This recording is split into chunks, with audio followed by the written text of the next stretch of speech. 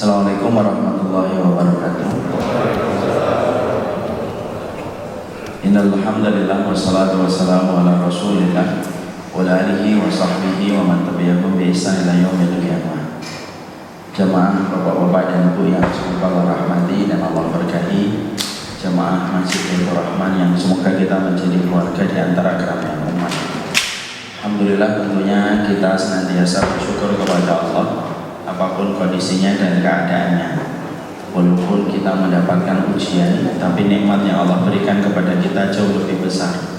Ujian itu hanyalah gemericik, adapun nikmat yang Allah berikan kepada kita bagaikan gelombang di atas gelombang. Ujian yang Allah berikan kepada kita itu bagaikan gerimis, adapun nikmat yang Allah berikan kepada kita itu hujan berbulan-bulan yang tiada henti. Karena ujian itu hanyalah seujung kuku, nikmat yang Allah berikan kepada kita bagaikan seluas samudra yang tidak ada tepinya. Inilah yang menjadikan kita senantiasa harus mampu menghadirkan alasan untuk bersyukur kepada Allah.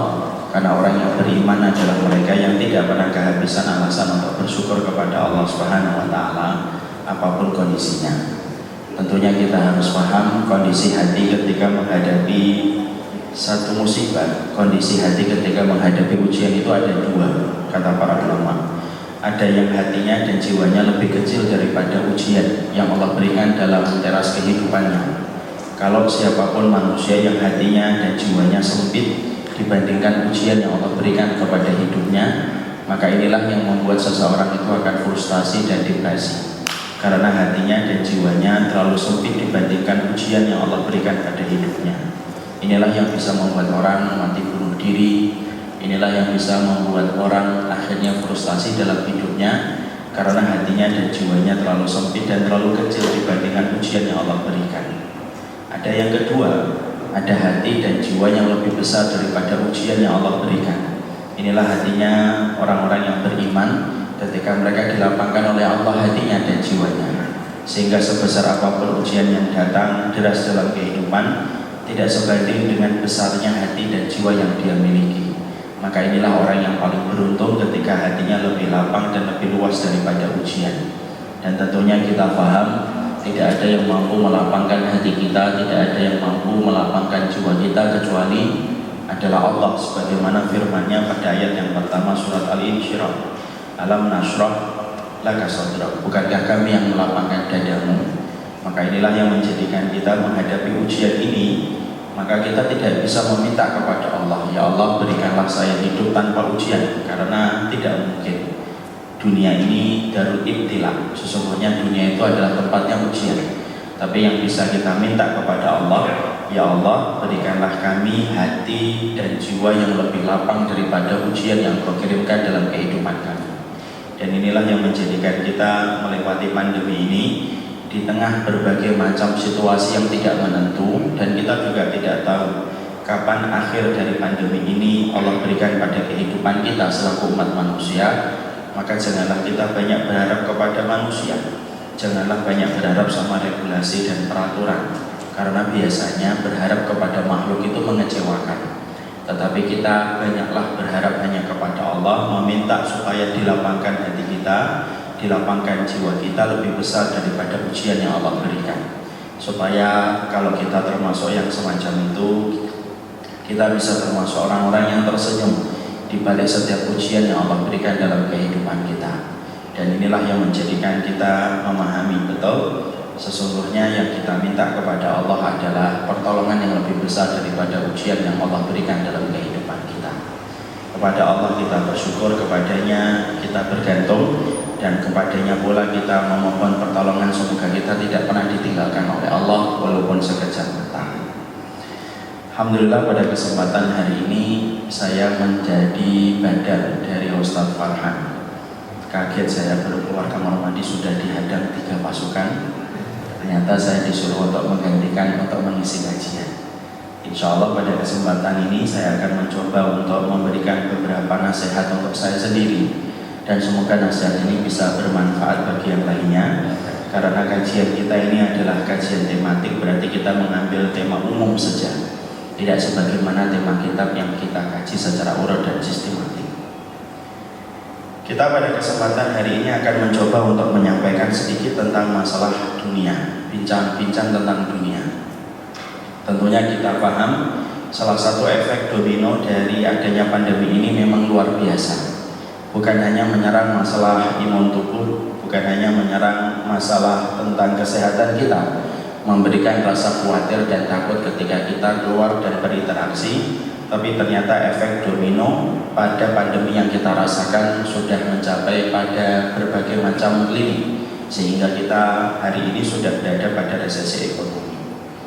Ketika kita selalu dihadapkan kepada sebuah kata ekonomi dengan resesinya, inilah yang menjadikan kita perlu kembali untuk menggali bagaimana kita memandang dunia dan materi dan finansial dalam kehidupan kita sesuai dengan pandangan Rabbani, sesuai dengan pandangan yang ditetapkan oleh Allah dan Rasulnya. Karena pandangan Rabbani, pandangannya Allah tentang masalah dunia dan materi serta ekonomi sangat berbeda dengan pandangan kapitalisme dan materialisme yang sejatinya itu berseberangan dan bertolak belakang. Kita ini selama ini hidup pada satu sekolahan, pada sistem pendidikan yang langsung atau tidak langsung, sadar atau tidak sadar, menciptakan pemikiran-pemikiran kapitalisme dan materialisme dalam kehidupan kita. Sehingga ketika kapitalisme, materialisme hidup di benak kita dan pikiran kita, yang selalu kita pikirkan adalah angka deret dan angka rupiah. Karena memang finansial, karena sesungguhnya kapitalisme tidak mengenal kecuali angka deret, baik secara ekonomi makro ataupun ekonomi mikro. Dan inilah yang kita rasakan hari ini. Ketika kita bicara pandemi, kita sedikit sekali membicarakan tentang bagaimana urusan finansial dan materi menurut Allah Subhanahu wa Ta'ala, dan inilah yang bisa menjadikan kita frustasi, bisa menjadikan kita akhirnya gelap hatinya untuk melakukan perbuatan yang diharamkan oleh Allah. Kalau kondisinya berlarut-larut, naudzubillahi min dzalik, dalam kondisi yang semacam ini dibutuhkan imun yang luar biasa untuk betul-betul menjadikan kita itu kuat melewati ujian ini, karena kita tidak tahu kapan ujian ini akan berakhir. Dan kita harus paham, di dalam tubuh kita bukan hanya menjaga pola makan untuk menghasilkan imun tubuh, tapi betul-betul kita harus menjaga pola pikir kita untuk menghasilkan imun tubuh yang baik. Tidak ada gunanya kita menjaga makanan kita, vitamin kita dengan pola makan yang kita lakukan, tapi ternyata pikiran kita frustasi, depresi ketika menghadapi berbagai macam tekanan ekonomi di balik pandemi yang telah berlaku dalam kehidupan kita. Karena tekanan pikiran itu justru merupakan kontribusi. Sebabnya penyakit itu adalah ketika pola pikir kita tidak menjadi pola pikir yang sehat. Salah satunya karena kita memandang persoalan dan konteks permasalahan yang terjadi pada kehidupan kita, lupa kita kembalikan dan lalai kita kembalikan kepada Allah. Maka inilah yang menjadikan saya ingin membahas sebentar tentang bagaimana kita memandang urusan finansial dan dunia secara pandangan dan perspektif Islam dan keimanan. Karena itulah sejatinya yang kita butuhkan. Karena kalau kita melewati pandemi, vitamin C kita perlukan, sinar matahari kita perlukan, makanan bergizi kita perlukan, dan itu termasuk menjaga pola makan. Tapi kita juga harus menjaga pola pikir kita, menjaga kewarasan kita di tengah derasnya tekanan di musim pandemi ini sangat penting. Sebagaimana pentingnya menjaga pola makan, bahkan menjaga pola pikir itu bisa jadi lebih diutamakan dan lebih diperlukan daripada menjaga pola makan. Makanya salah satunya yang membuat saya pernah kagum, Pak, saya akan menyampaikan bagaimana kalau orang itu sudah memahami urusan dunia dari perspektif Al-Quran dan keimanan, maka apa yang dia dapatkan dan apa yang terjadi pada hidupnya itu akan membuat dia tenang apapun tekanan itu terjadi. Saya pernah mendapatkan sebuah kisah dari salah satu teman saya. Teman saya pernah ziarah kepada salah satu ustadznya. Lalu beliau mendapatkan satu dialog dari ustadznya yang membuat beliau terkesan. Beliau ceritakan kepada saya dulu di Fakultas Syariah, dan saya pun terkesan dengan kisahnya beliau. Yaitu beliau mengatakan ada seorang ustadz ketika kita datang ke rumahnya, kemudian kami bertandang kepada ustadz tersebut. Di balik dapur tiba-tiba sang istri beliau mengatakan kepada sang ustadz, "Di, gula kita mau habis, beras kita mau habis." Maka ustadznya dengan begitu tenang, damai menjawab apa yang disampaikan oleh istrinya. Tidak apa-apa Mi, kalau gula itu mau habis, beras itu mau habis, berarti rezeki yang baru sebentar lagi datang karena kita sudah menghabiskan rezeki yang lama. Sang Ustaz tersenyum, uminya mengatakan amin, Masya Allah. Selesai bersama, Masya Allah. Beliau sangat terkesan dengan dialog itu, sebagaimana ketika diceritakan kepada saya pun terkesan. Bagaimana orang mukmin itu kalau memandang sesuatu ketika dikembalikan kepada apa yang Allah sampaikan begitu tenang, dan itulah yang sejatinya kita perlukan. Inilah yang menjadikan kita mengetahui pentingnya kita untuk memahami tentang urusan-urusan ini, supaya di tengah pandemi ini kita memiliki imun dalam pola pikir kita, supaya pola pikir kita tidak tertekan dan tidak mengalami frustasi dan depresi. Maka kemudian kita akan bicara tentang urusan finansial dan dunia. Ada beberapa poin saja. Yang pertama yang kita harus paham kalau kita sudah bicara tentang dunia itu, maka kita harus mengetahui bahwasanya tidak setiap orang yang mencari dunia itu pasti mendapatkan dunia.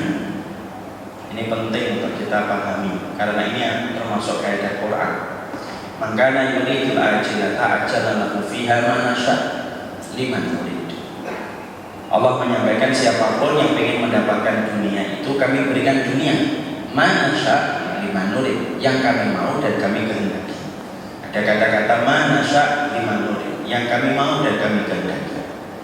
Berpegang kepada ayat itu, disitulah kita paham bahwasanya tidak setiap orang itu ketika mencari dunia itu pasti mendapatkan dunia. Karena banyak sekali tulisan yang mengatakan hasil tidak akan mengkhianati proses. Oh, belum tentu. Karena ternyata kita juga harus paham, ada orang-orang yang mereka itu ditakdirkan mendapatkan dunia yang banyak, ada orang yang ditakdirkan mendapatkan dunia itu tidak banyak.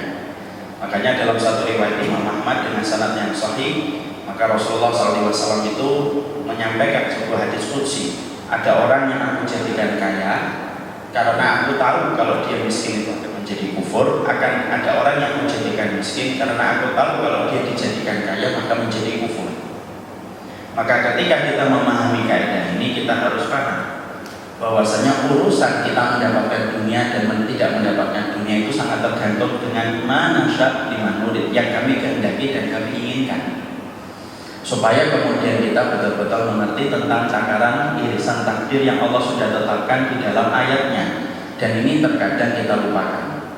Makanya sampai Rasulullah SAW itu bersabda, orang soleh itu, manusia itu dalam pusaran dunia itu ada 4, yaitu yang pertama muwasa'un fid dunya, muwasa'un fi akhiratihi.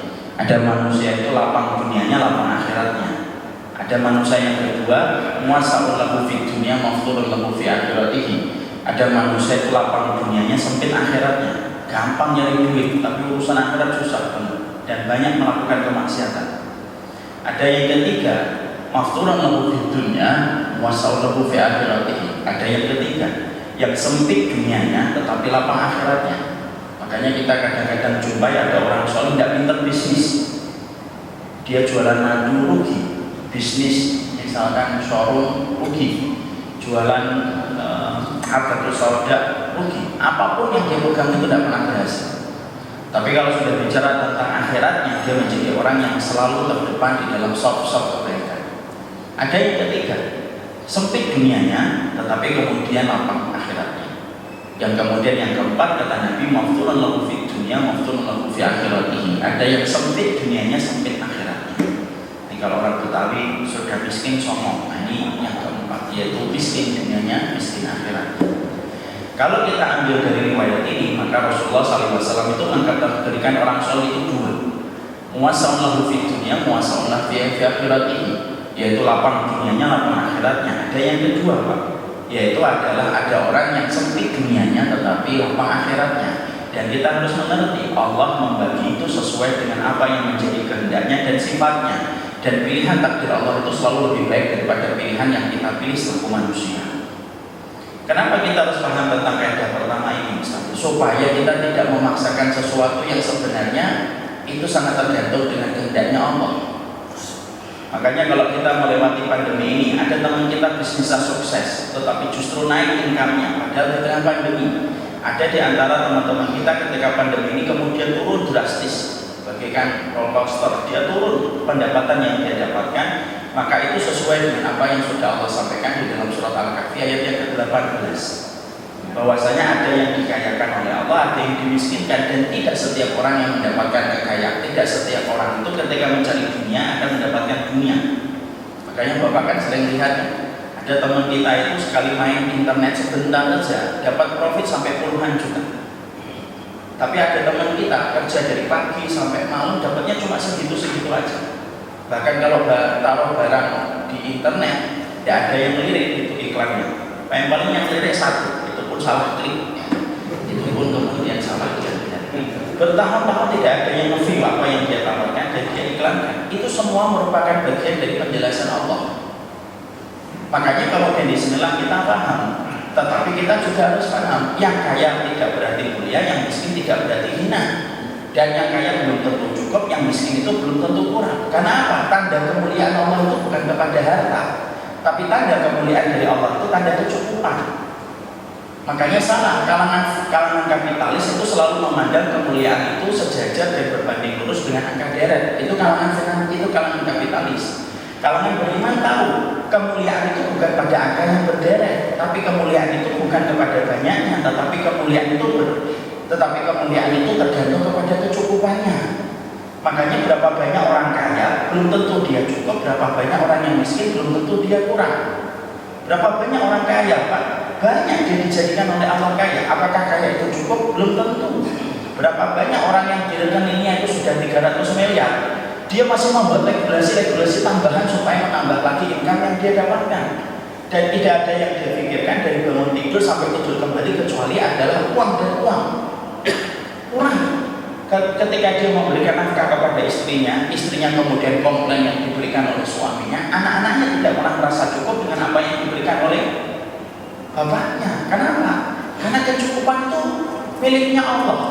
Kecukupan itu bukan miliknya harta. Ini yang tidak dikenal oleh teori ekonomi makro dan mikro.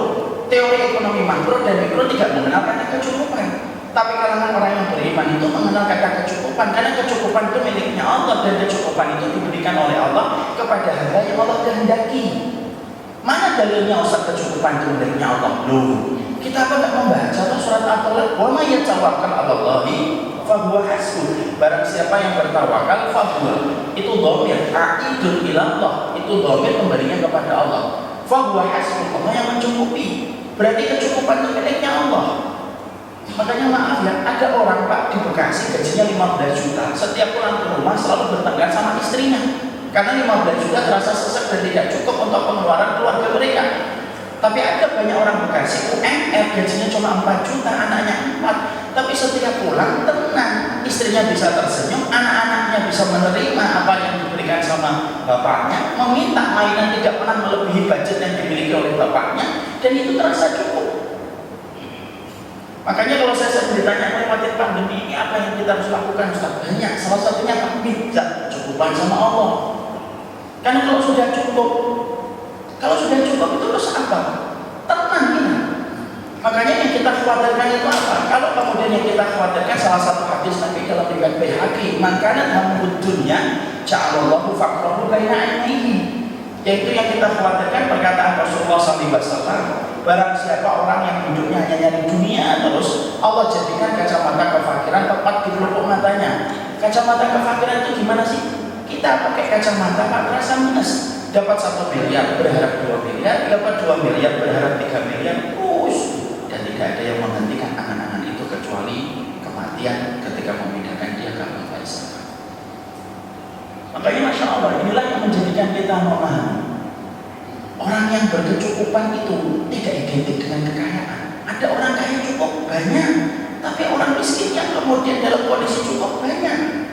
Demi Allah ya Pak, saya ceritakan salah satu ikhwan, dan saya sering ceritakan ikhwan ini di banyak kesempatan.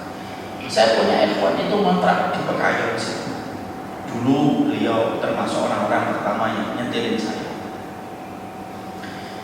Beliau ini jualan buku Pak, jualan buku, ngadu, poster Islam.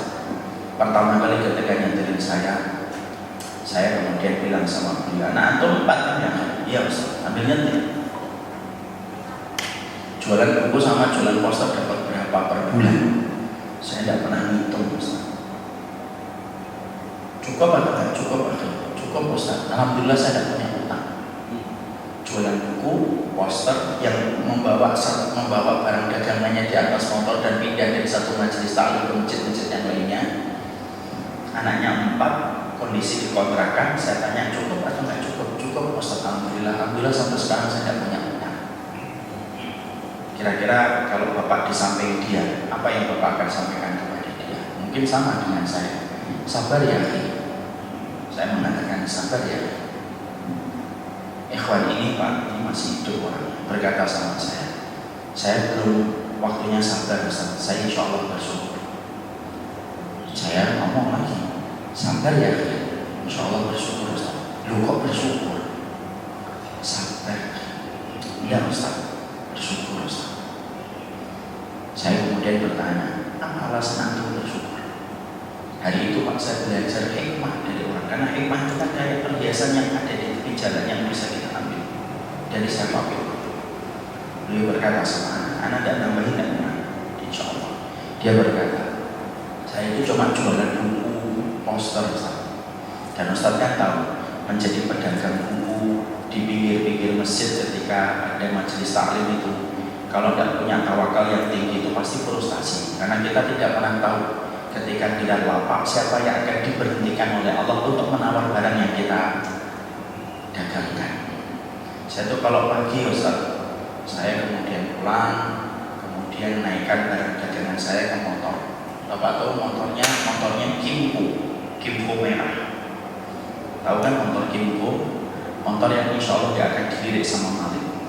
Motor yang apabila ditaruh di tengah jalan, maling pun akan mikir 10 kali untuk mengambil. Kimco Pak, bukan masalah motor jinaknya atau enggak jinaknya. Ya Kimco betul-betulnya gede banget, berat banget. Saya setiap subuh bawa dalam barang dagangan buku saya taruh itu. Kemudian saya berbekal dengan undangan kajian yang saya dapatkan di WhatsApp. Saya menyusuri jalan, dan ketika menyusuri jalan tidak ada yang menyibukkan saya kecuali satu, mempersiapkan hati untuk qanaah dan tawakal. Saking sibuknya saya mempersiapkan hati untuk qanaah dan tawakal, macet tidak macet, panas tidak panas tidak terasa. Dan alhamdulillah kemudian setelah itu saya mempersiapkan qanaah saya. Dan saya tahu betul, kadang-kadang saya muter-muter cuma dapat 50, kadang-kadang motor saya dapat 200, kadang-kadang motor-motor nggak dapat sama sekali pemasukan. Karena ada beberapa kajian itu ditulis tidak boleh berdagang. Saya pulang, insya Allah. Tapi saya bersyukur bahwasanya saya merasakan qanaah dan tawakal setiap pagi. Dan itu saya rasakan merupakan sebuah kenikmatan. Maaf, kata beliau, berbeda dengan orang-orang yang kerja di kantor. Maaf loh Pak, ini perkataan beliau, saya tidak kurangi. Saya berkata, kenapa orang yang di kantor akhirkan? Iya Ustaz, orang yang di kantor itu terkadang karena dia tahu nanti gajinya akan mengalir di rekening dia di akhir bulan. Kalaupun berangkat, mungkin lupa untuk menata bagaimana qanaah dan tawakalnya, karena dia tahu di akhir bulan nanti akan dapat gaji. Paling-paling kalau di jalan, yang dia keluhkan macet, dia keluhkan rame, dia keluhkan motor yang seliwar-seliwar. Tetapi mungkin terkadang qanaahnya menjadi berkurang. Dan itulah yang saya syukuri. Saya bisa merasakan qanaah tiap pagi. Jualan poster, batu sauda, madu yang biasanya digelar lapak di pinggir masjid. Anaknya 4 dalam kondisi ngontrak, tidak punya utang. Dan yang membuat saya kagum apa? Setiap saya iktikaf 10 hari di masjid mana, dia selalu ikut. 10 hari full dia. Saya kadang-kadang mikir berapa banyak di antara kita gaji sampai 30 juta. Allah minta 10 hari pun kita tidak bisa ngasih. Dan itu merupakan bagian dari hal yang kita lakukan. Ini bro, Pak, ini hikmah. Beliau tamatan SMP. Pernah di pondok 2 bulan, kemudian drop karena tidak punya biaya. Masalah balik saya lebih banyak daripada beliau. Tapi hari itu saya belajar dari beliau dan saya anggap beliau itu ustaz pada hari itu bagi saya dan guru bagi saya. Itulah yang saya tangkap dari apa yang saya baca selama ini ketika saya itu kurang menilai dalam kehidupan. Wa ma yatawakkal 'alallahi fa huwa hasbuh itu bukan sesuatu yang sifatnya narasi, tapi itu betul-betul nyata pada kehidupan. Maka inilah yang menjadikan akhirnya kita memahami betul. Makanya sama dengan urusan dunia anak kita, Pak. Urusan dunia anak kita itu bukan kita. Kita pengennya anak kita nanti kaya, nanti ketika kita tua, nanti anak kita yang mau backup kita, nolongin kita di masa usia senja untuk mencukupi kebutuhan kita. Belum tentu, Pak. Allah mengiris kekayaan sesuai dengan hikmatnya. Kita ini kadang-kadang mengambil sesuatu yang tidak diperintahkan Allah, tetapi meninggalkan sesuatu yang Allah perintahkan oleh Allah, yang diperintahkan oleh Allah. Kita disuruh ngajarin anak kita dijauhkan dari api neraka, malah kita nggak kerjakan. Masalah jaminan rezeki itu ditanggung sama Allah, yang sebenarnya tidak perlu kerjaan kita, malah kita ambil. Dan kadang-kadang kita sering kecewa gitu kalau anak kita itu tidak mendapatkan kelapangan harta, dan sering kita salahkan ketika tidak mendapatkan kelapangan harta. Karena apa? Karena tidak sadar kita ternyata menjadi korban pemikiran kapitalis, bahwasanya sesuatu itu selalu diukur dan ditakar dengan angka deret. Dan inilah yang kemudian kita khawatirkan. Dan kita juga harus paham, orang yang mendapatkan harta itu belum sejatinya mulia dan belum tentu sejatinya dicintai oleh Allah. Karena sejatinya kita mendapati keterangan dari Imam Nawawi. Imam Nawawi itu berkata, orang dikasih harta itu dua. Yang pertama karena Allah benci. Yang kedua karena Allah itu ingin harta yang Allah berikan kepadanya menjadi bekal dia ke akhirat. Yang pertama itu lebih banyak daripada yang kedua. Makanya kemudian mana dalilnya Imam Nawawi? Imam Nawawi menyebutkan di dalam surat Al-An'am 44. Falamma nasu ma dzukiru bihi fatahna 'alaihim abwaaba kulli syai'in hatta idza farihu bima utu akhadnahum baghtatan fa idza hum mublisun. Allah itu menyampaikan pada ayat ini, falamma nasu, kalau manusia itu sudah lupa peringatan yang kami berikan, kalau dia sudah banyak berbuat maksiat terus. Perhatikan apa yang Allah melakukan kepada orang yang sudah melampaui batas. Kalau kita membaca ayat ini, kalau kita baru membaca awal ayatnya, falamma nasu ma dzukiru bihi, kalau kami dapatin manusia itu lupa terhadap peringatan kami, pikiran kita itu langsung apa? Oh diadab, oh dikasih musibah, oh dikasih kemudian adab. Ternyata kita tidak dapatkan itu di dalam ayat ini. Allah menyampaikan apa? Falamma nasu ma dzukiru bihi, kalau kami dapatin manusia itu sudah melampaui batas, Allah tidak kirimkan gempa, Allah tidak kirimkan banjir ternyata. Tapi apa yang Allah lakukan? Fatahna 'alaihim abwaaba kulli syai'in. Kami bukakan pintu-pintu kesenangan duniawi untuk mereka. Yang asalnya rezekinya, yang asalnya dunianya cuma satu, tiba-tiba mendapatkan pintu dunia itu menjadi 20. Fatahna, kami buka, ngalir dunianya itu luar biasa. Sampai ketika ngalir, orang tua biasanya ngalir hartanya itu apa? Biasanya amnesia, bahwasanya apa yang dilakukan itu salah. Karena apa? Dia pasti merasa benar betul. Allah sayang sama kita. Hatta idza farihu bima utu, sampai kemudian dia senang dan tenggelam dengan apa yang kami berikan kepadanya. Fa idza hum mublisun, maka kemudian kami cabut nyawa mereka dan mereka terinyak kembali kepada Allah. Dan inilah jawaban dari pertanyaan saya selama ini, Pak. Dulu saya suka bertanya, kenapa ya ada pedagang habis dari dukun, kenapa kok kaya? Tapi ada pedagang bakso sering datang ke masjid gak kaya-kaya, mencari pesugihan gak sampai 1 bulan, punya mobil, punya rumah dan lain sebagainya, padahal dia datang ke dukun. Ternyata bukan karena Allah itu. Allah jawab pada ayat ini. Ini pertanyaan, ini jawaban dari pertanyaan kita. Kenapa ya banyak karyawan culas, kemudian menggunakan segala macam cara supaya naik karirnya, tapi kemudian ternyata karirnya tinggi. Kita punya teman, jujur banget orangnya, baik banget orangnya, tapi karirnya nggak naik-naik. Jawabannya ada di ayat ini. Kenapa ya? Karena kita menjumpai ada perempuan menampakkan lekuk tubuhnya sampai seluruh lekuk tubuhnya kelihatan, dikejar-kejar banyak laki-laki, dicari nomor WA-nya, bahkan kemudian dijadikan bintang iklan, sekali tersenyum 400 juta, Pak. Kita senyum-senyum, nggak ada yang ngontrak kita. Ternyata jawabannya itu ada di ayat ini. Falamma nasu ma dzukiru bihi, kalau kami dapatin manusia itu sudah lupa, kami tidak kirimkan kepadanya penyakit, kami tidak kirimkan kepadanya itu banjir, kami tidak kirimkan kepadanya itu gempa. Justru kami akan bukakan pintu-pintu kesenangan duniawi untuk mereka. Insyaallah. Apa enggak ngeri? Kita kan enggak ngerti yang bagian mana Allah kasih kepada kita kan. Makanya inilah yang menjadikan kita harus memahami betul bahwasanya yang kita minta kepada Allah itu apa? Al-ghina. Al-ghina itu bukan diartikan para ulama kekayaan, enggak, kecukupan.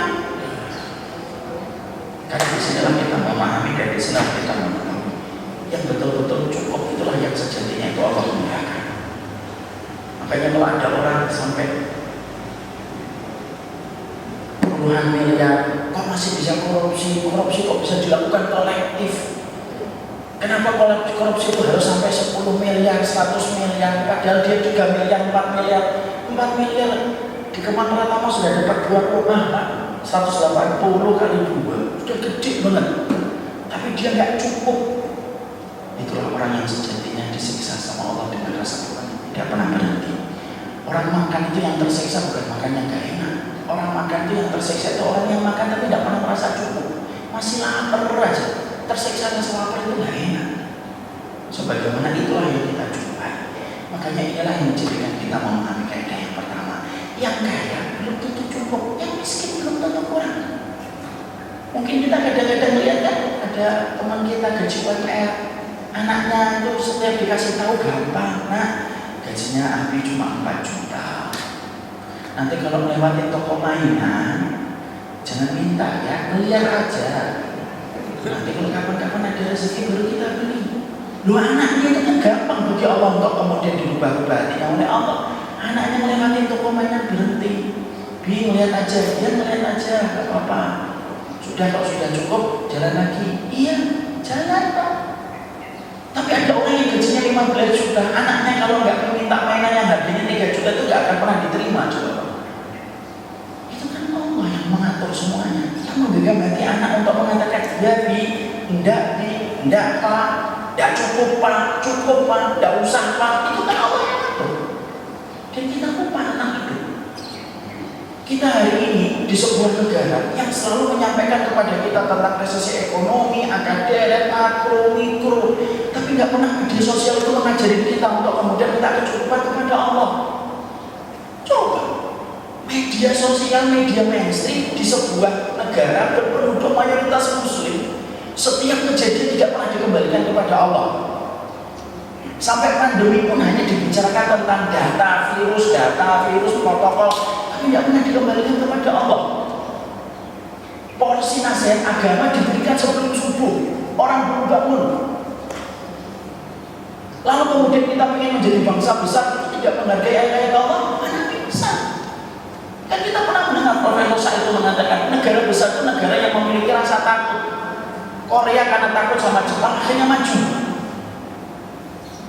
Jerman dulu ketika takut akhirnya kemudian dia bisa maju.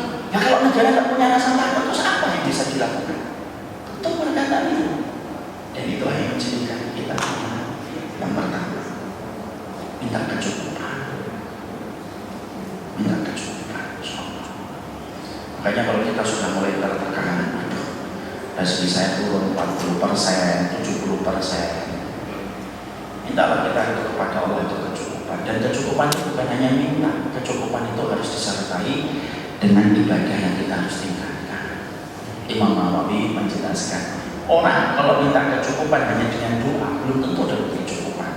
Sampai betul-betul dia mengimbangi dengan seluruh ketaatan dan ibadah yang dia lakukan, tetap dia berusaha, tetap dia berikhtiar, maka kemudian itulah yang dilakukan olehnya, maka itulah yang akan diberikan oleh Allah dengan kata kecukupan.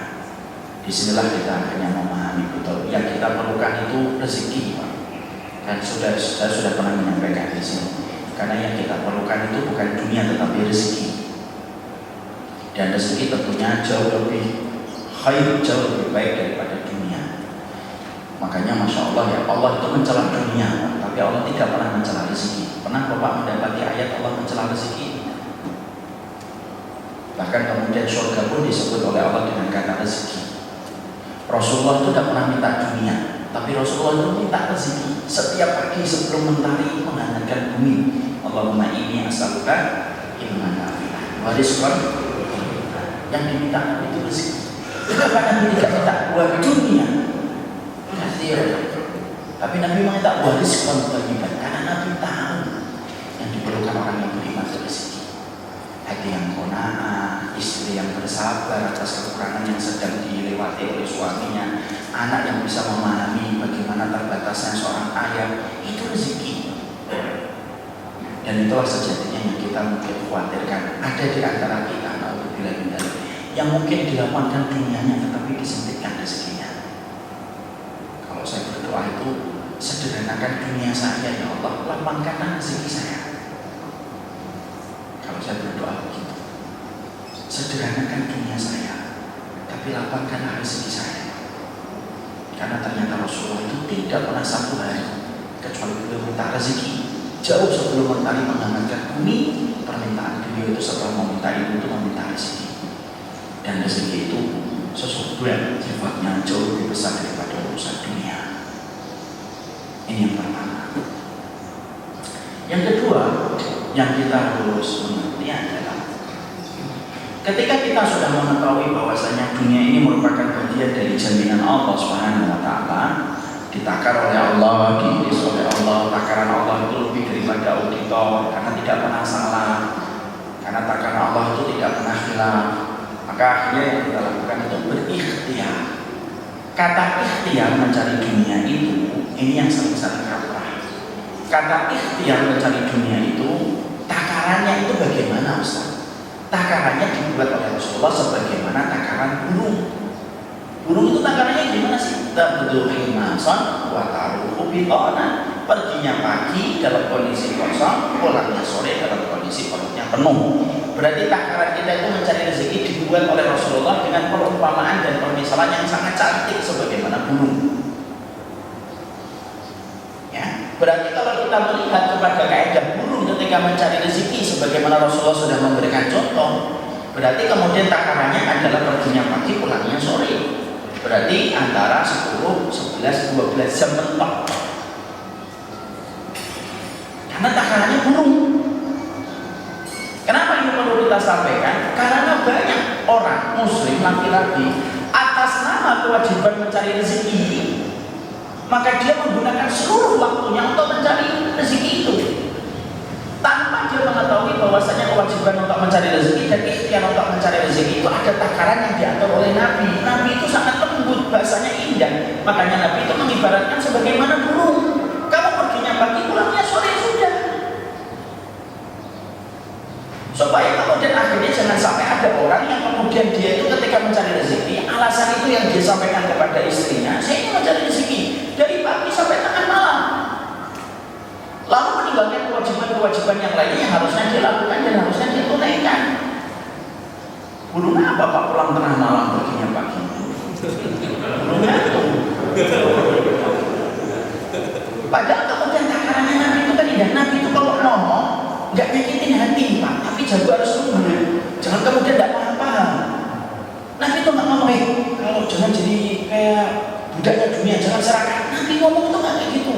Sabdanya Nabi itu indah, dan Nabi itu jawab kali kata-katanya itu sederhana tapi dalam maknanya. Makanya para ulama itu mengatakan, lihatlah indahnya perkataan Rasulullah ketika mengingatkan manusia. Perkataan Rasulullah itu apa? Kalau kemudian kamu mencari dunia, ikhtiar itu wajib Pak. Bukan kemudian berarti harus di masjid, diem, bertepuk tangan, duduk bersila. Nah, kita harus ikhtiar untuk keluar dari masjid untuk mencari rezeki.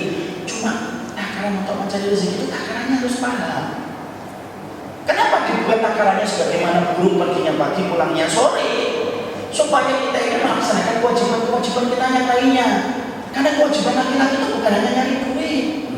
Kewajiban laki-laki itu banyak. Kewajiban dia mendidik istrinya, mengajak anaknya ke masjid, kewajiban dia untuk membela dakwah, membantu dakwah, memikirkan masjid, itu kewajiban. Kalau orang sudah betul-betul dia itu mencari dunia dan tidak tahu takarannya, apa yang terjadi? Kewajiban dia kepada istrinya ngerti, kewajiban dia kepada anak nggak paham, diomongin tentang agama juga nggak peduli. Kalau diomongin Palestina kemarin ada yang meninggal, Palestina jauh banget ya Allah, kita ini di Mekah, ya Bapak ngomong Palestina, nggak frekuensinya nggak tahu Pak. Kenapa? Karena sudah pikirannya kepada dunia itu. Akhirnya maaf ya, Senin sampai Jumat kerja, Sabtu dan Ahad habis untuk ngurusin lebih. Majelis taklim nggak pernah kemudian dihadiri. Dan akhirnya apa? Tanpa kita sadar banyak kewajiban-kewajiban kita itu hilang. Anak nggak pernah kemudian datang ke masjid, anak nggak pernah digendong ke masjid, kemudian anak nggak pernah dibawa untuk ke majelis taklim, anak nggak pernah dibawa ke pondok pesantren. Maaf ya Pak, memasukkan anak ke pondok pesantren memang nggak wajib dan jangan dipaksa. Tapi kalau anak kita nggak mau ke pondok pesantren, bukan berarti kita tidak mengenalkan sistem pesantren untuk mereka. Ajaklah satu ahli itu ke pesantren, lihat bagaimana kehidupan di pesantren, bangun sebelum subuh, ikut sebagaimana santri walaupun cuma 2 hari, anak kita ikutkan. Ayo ikut pesantren ini, dari kemudian 2 hari Jumat, Sabtu, Ahad pulang. Itu kan kewajiban. Makanya Masya Allah itu. Makanya kalau kita ngerti takarannya, kita mencari dunia, kewajiban-kewajiban yang lainnya yang kita lakukan. Tapi Masya Allah hari ini banyak orang atas nama untuk mencari pekerjaan, atas nama mencari rezeki, habis waktunya Pak, hanya untuk mendapatkan ilmu akhirat pun tidak paham. Akhirnya apa yang terjadi Pak? Sampai masalah agama yang dasar aja dia nggak tahu. Coba saya sampaikan untuk pengurus masjid. Bapak pengurus masjid itu sekali-kali ketika nanti sholat Jumat, lihat sholat Jumat itu saya sampaikan, sholat Jumat itu salah satu ibadah fikih paling sederhana. Datang ke masjid, duduk, diam, melihat khotib, nggak lama, paling lama 20 menit. Jangan main-main apapun. Man salhasah terlalu dalam hadis riwayat Muslim. Man salhasah terlalu bermain-main kerikil itu bisa batal. Makanya kalau ada yang bermain sajadah begini, tarik lagi, hati-hati. Maka kemudian Bapak lihat coba kalau pas sholat Jumat berapa banyak yang datang duduk buka handphone, jawabin chat dari semenjak khotib berkhotbah sampai selesai. Dia seakan-akan tidak ngerti bagaimana hukumnya ketika sholat Jumat. Ada yang ngobrol di belakang. Padahal kita tahu ya, amar ma'ruf nahi munkar ketika sholat Jumat aja nggak boleh. Idza qulta li sahibika ansit wal imam yakhutub faqad taghawta. Kalau kamu kemudian ngomong sama temanmu ketika sholat Jumat, yang mengingatkan batal, apalagi yang diingat. Saya pernah Pak, soalnya ini ambil ibro, bukan berarti kita lebih baik, kita kan ngambil ibro. Saya pernah mau khutbah di Telkom Telat, darulah ada kecelakaan di Telkom Telat. Akhirnya saya duduk di belakang, orang sudah ada yang menggantikan. Ada 2 orang bapak-bapak 50-an tahun ngobrol waktu depan saya cukup keras, ngobrol macam-macam dari masalah bola, masalah harga properti. Waktu saya paham karena suaranya lebih kenceng daripada suara khotib. Coba saya mau ngingetin itu gimana, saya akhirnya tahu sampai salah satu konten pembicaraan itu saya ingat, kamu tahu nggak harga properti walaupun sering banjir tapi nggak turun-turun, mana itu? Taman Indah Kapuk, Muara, Taman Indah Kapuk. Sampai saya ngomong sama istri saya, pulang ke rumah saya tanya, kamu tahu nggak properti yang banjir tapi tidak pernah turun? Istri saya tahu, ngomong lupa tahu itu tadi dari khotbah tadi. 50 tahun Pak, ngobrol ketika khotbah Jumat. Kenapa saya ambil khotbah Jumat? Maaf, karena khotbah Jumat itu ibadah fikih yang paling sederhana. Oke lah kalau ada bapak-bapak tidak paham tentang istikharah, kita masih bisa maklumi. Istikharah agak rumit fikihnya, doanya panjang. Tidak ngerti tentang tahajud, bagaimana surah-surahnya dalam tahajud, saya masih mau maklumi lah. Tapi kalau sholat Jumat itu kan sederhana fikihnya, duduk, diam, dengerin 20 menit aja. Tapi itu pun masih tidak ngerti, kenapa? Habis waktunya. Atas nama sebuah kewajiban mencari rezeki, tetapi dengan itu menenggelamkan kewajiban-kewajiban yang lainnya. Saya pernah Pak di sini di atas sini, di sini ada anak-anak SMP katanya main game Pak ketika khotbah Jumat di samping saya, sampai miring-miring kanan kiri. Saya ngeliatin, malah saya dilihatin lagi. Habis sholat Jumat itu saya tegur dia, baik ngobrol saya kali, saya tegur. Di kelas berapa? Dia nyebutin kelas 10 sampai kelas 9. Berarti kelas 3 SMP. Terus saya ngomong, kok tadi main game dari awal khotbah sampai akhir khotbah? Iya Bu, dipanggilnya saya mau, ya apa-apa. Iya Bu, daripada tidur. Iya juga sih. Alhamdulillah saya nggak tidur saat itu. Tapi Masya Allah dia nggak ngerti. Saya ngomong, Adik tahu nggak gimana kalau sholat Jumat itu adabnya gimana? Anaknya baik Pak, anaknya baik. Oh gitu ya. Nggak kemudian apa sih ngurusin itu enggak, anaknya baik. Oh gitu ya, saya nggak ngerti. Emang nggak diajari? Belum diajari. Kan sedih. Itu masalah yang paling sederhana aja. Kan kita paham, inilah yang menjadikan kita mengerti itu. Jangan sampai seorang laki-laki itu kualitasnya hilang di hadapan Allah hanya karena dia memahami satu sisi kewajiban tetapi melupakan kewajiban-kewajiban yang lainnya. Karena atas nama untuk mencari rezeki. Sampai istrinya berkata, kapan kamu ngajarin saya mas? Saya itu sibuk urusan kantor. Kapan anak-anak kamu ajarin? Saya ini sibuk urusan kantor. Dan akhirnya kita yang menjadi rugi. Nah ini tentunya teguran untuk kita semuanya. Dan inilah yang menjadikan kita memahami betul Pak. Anak-anak itu tergantung bagaimana kesulitan kita. Kita ini bendanya, anak itu adalah bayangan kita.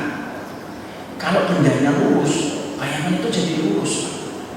Tapi kalau bendanya bengkok, tidak mungkin bayangan itu lurus Pak. Sa'id bin Musayyib, mertuanya, menantunya Abu Hurairah itu pernah sholat sunat banyak banget. Sampai anaknya berkata, kenapa? 5 aksar berfisalah. Kenapa kamu banyak banget sholatnya? Wahai Abi, wahai Bapak. Diam kamu nak. Sholatmu ini untuk kesolehan kamu. Jadi orang tuanya itu berinvestasi dengan kesolehannya. Ya. Maka kemudian kita mendapati di dalam surat Al-Kahfi kemudian mengatakan bapaknya itu sholih. Itu kalau kita tahu sampai kemudian ternyata saya cek di beberapa kitab tafsir itu keturunan yang ketujuhnya. Jadi atasnya yang ketujuh turun itu sampai efek kesolehan dari bapak ketujuh itu sampai keturunan yang ketujuh pun masih mendapatkan kecipratan kesolehan. Banyak anak yang tidak mau ke masjid. Kenapa? Ya, karena bapaknya tidak pernah untuk kemudian apa? Menempelkan kelingking kakinya dengan kelingking kaki anaknya ketika di masjid. Dan akhirnya apa? Semuanya itu akhirnya menjadikan kita yang mendapatkan apa yang kita dapatkan dan apa yang kita petik. Anak itu Masya Allah, anak itu investasi akhirat kita Pak. Karena banyak orang tua yang nanti akhirnya dimasukkan oleh Allah ke dalam surga gara-gara anak. Setidaknya ada dua. Kalau anakmu soleh akan menunggu kamu di depan pintu surga untuk memasukkan kita selaku orang tuanya. Kalau kececer di belakang, maka anak kita yang akan nungguin kita mau syafaat kepada kita untuk dimasukkan kita ke dalam surga. Karena syafaatnya ada dua, ada syafaat khos, ada syafaat aman. Syafaat aman itu apa? Dari anak. Kalau anak kita soleh, Pak, Masya Allah, kita nanti kalau meninggal dunia disolatin di sini. Anak kita yang soleh, doanya nyampe kepada Allah untuk disampaikan kepada kita. Maaf loh ya, tidak setiap anak yang mendoakan orang tuanya itu nyampe kepada orang tuanya. Iya. Mana dalilnya kalau tidak setiap anak kalau mendoakan orang tuanya itu kemudian tidak nyampe? Rasulullah mengatakan idamata ilmu adami wa ta'amaluhu illa min salasin. Anak ada kalau meninggal dunia terputus seluruh amalnya kecuali 3. Salah satunya yang disebutkan Nabi Pak, waladun sholihun yad'ulahu. Anak yang soleh yang mendoakan orang tuanya. Nabi menyebutkan dengan kata sifat mausuf. Waladun sholihun. Waladun itu mausuf. Sholihun itu sifat. Kenapa Nabi mengatakan waladun sholihun? Karena sesungguhnya yang betul-betul bisa nyampe kepada orang tuanya di alam barzah itu adalah orang yang berusaha untuk menjadi sholih. Kalau anaknya nggak sholih, berzina, naudzubillah min dzalik tanpa diketahui sama orang tuanya, minum khamr tanpa disadari orang tuanya, makan riba dan lain sebagainya. Setiap anaknya itu berdoa Rabbi firli wa li walidayya, nggak nyampe. Kenapa? Maksiat itu menghalangi doa sebagaimana kabut menghalangi sinar matahari. Kita ini berhajat besar, bukan kewajiban kita ini berhajat besar kepada anak kita Pak. Karena yang menjadi umur kedua bagi kita dia anak kita itu. Makanya Nabi mengatakan waladun sholihun. Nabi tidak mengatakan waladun. Maaf ya, kalau Nabi mengatakan waladun yang ulahu, anak yang mendoakan orang tua.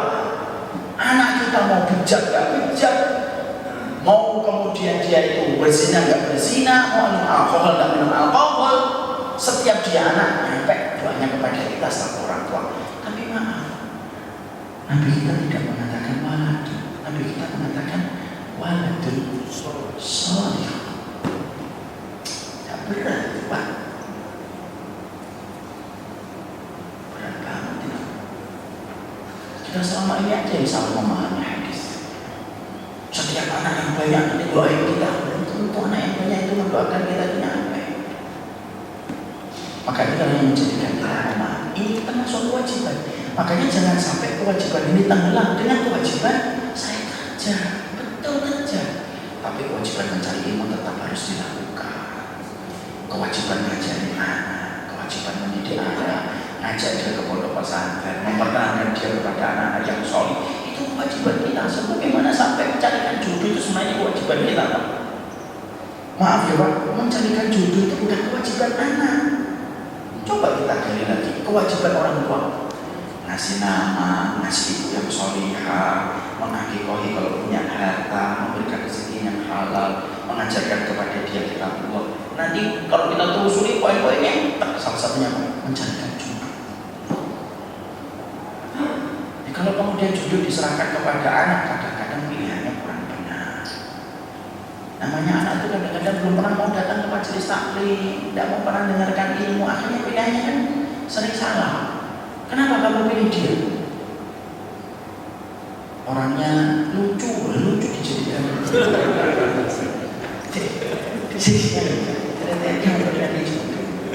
Orangnya enak diajak ngobrol.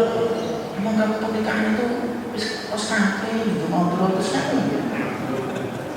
Tapi kan anak-anak kita pilih kayak gitu bukan karena mereka itu pengen kayak gitu, karena mereka belum datang kepadanya ilmu. Nah kita mendiamkan, kita malah bertanya, sudah dapat belum? Karena begitu, Allah alam bisa. Itu yang kedua. Yang ketiga, keempat, kelima, keenam, ketujuh, kedelapan, kapan-kapan, insyaallah. Qadarullah saya ada tamu dari Tegal, insyaallah datang setengah tujuan. Tadi sebelum subuh sudah ngabarin sudah berangkat sekitar jam 3 dari Tegal. Ini mungkin yang dapat saya sampaikan, namanya juga pengganti Pak. Jangan mengharapkan pengganti lebih baik daripada yang diganti. Insyaallah Ustaz Farhan insyaallah jauh lebih baik daripada saya. Saya hanya menggantikan beliau tanpa bermaksud apa-apa kecuali supaya kita pulang-pulang membawa ilmu, dan apa yang saya sampaikan itu menasihati saya sendiri untuk menjadi panutan kita semuanya. Nah inilah, semoga kita diberikan oleh Allah keberkahan, semoga kita tetap menjadi keluarga yang saling bersaudara, menjadi keluarga yang dipertemukan di masjid itu nikmat itu Pak. Sebagaimana para sahabat itu dipersaudarakan oleh Nabi di Masjid Nabawi. Semoga Masjid Baitur Rahman ini selalu menjadi masjid yang nyaman bagi setiap orang yang beriman yang mau bersaudara. Dan gak mau bersaudara juga sudah apa. Kalau mereka ingin mencari musuh, ingin menghujat, ingin mencela, sudah silahkan aja. Tapi moga-moga yang kita ada di sini adalah saling mencintai, menyayangi. Karena kita punya komitmen yang sama untuk mengikuti sunnah Rasulullah SAW. Ini yang mungkin dapat saya sampaikan. Kelihatannya dari wajahnya bapak-bapak paham benar insyaallah apa yang saya sampaikan. Berarti tidak usah kita buka dengan tanya jawab. Semoga Allah memberkahi, semoga Allah memberikan kebaikan untuk kita semuanya dan anak-anak kita.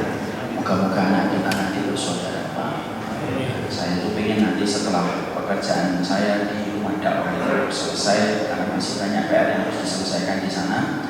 Saya ingin mengoptimalkan anak-anak muda di sini insyaallah. Moga-moga nanti Masjid Baitur Rahman itu terkenal bukan hanya masjid orang-orang tua Pak. Bukan hanya yang berubah, keriput, yang jalannya sudah susah, harus berpegang sama tiang untuk bisa naik. Tapi kita ingin masjid ini adalah anak-anak muda. Saya nggak ngomong apa-apa, saya ngomong yang di sana. Tapi yang di sana pindah dari sini. Dan insya Allah, karena luar biasa kalau masjid ini bisa betul-betul ada anak-anak mudanya. Fungsinya dakwah itu kan dua Pak, melahirkan militansi, mewariskan kaderisasi. Militansi itu artinya betul-betul komit sama keislaman. Dan tujuan dakwah yang kedua itu mewariskan kaderisasi. Dan kaderisasi Baitur Rahman itu harus segera untuk supaya jangan sampai pengurus-pengurus yang sudah luar biasa berkhidmah ini nanti tergantikan sama orang yang tidak paham tentang keislaman, terutama dalam masalah akidah. Jangan sampai kemudian yang menggantikan berpikiran sekulerisme, pluralisme, liberalisme, bukan. Alhamdulillah ini tadi kalau sampai sosialisme, ini yang kita kemudian harus pikirkan supaya anak muda bisa meramaikan Masjid Baitur Rahman. Insyaallah, semoga setelah pandemi selesai kita bisa mengatur bareng-bareng supaya anak-anak muda kembali datang ke sini ramai Pak. Kalau kemudian sok pertama sudah diisi anak muda, insyaallah berarti luar biasa. Aroma wangi kemenangan sebentar lagi bisa datang. Ini yang kita harapkan, semoga Allah memberikan keberkahan untuk saya. Alhamdulillah, sekarang sudah berganti dengan teh. Lain kali moga-moga ada cemilannya juga. Semoga Allah memberkahi kita semuanya. Subhanallahumma wa bihamdika, asyhadu an la ilaha illa anta, astaghfiruka wa atubu ilaik. Assalamualaikum warahmatullahi wabarakatuh.